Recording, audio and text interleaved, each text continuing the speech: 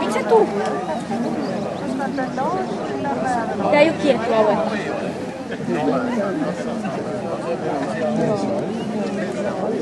Ja, för det tänkte så säga nästan. Ja. Aina.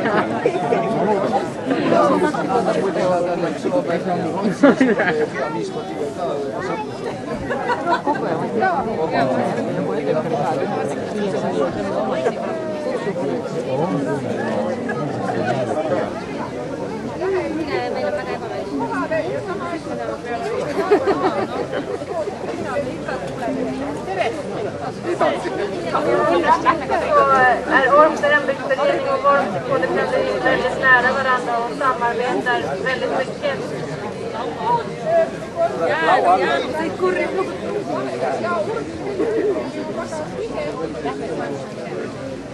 Så en födelsedagshälsning från Ormster hembygdsförening till Vormskodeförening blir att vi alla enats i fyrfallet brev för Vormskodeförening och hembygdsgården.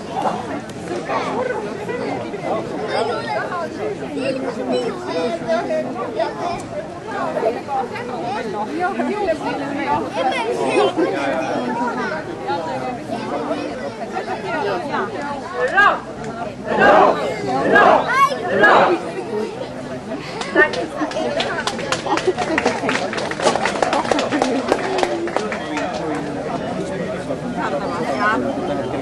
Ja.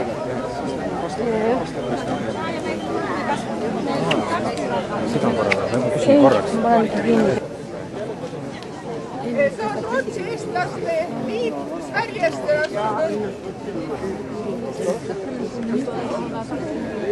Jag tänkte börja med svenska versionen och jag säger fortfarande herr president för att han har inte gått ut genom grinden. Fru minister, excellenser, kära festdeltagare. Hakkan ruotsinkielisen variantiga ja kuna ma näen, et president on meile siin Vormsikodukanti ühismahtan, härra president, proua kultuurminister, teie ekstsellents.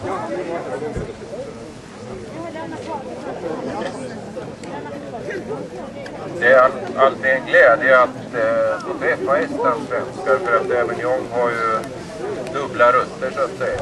Inte halva rötter utan dubbla rötter.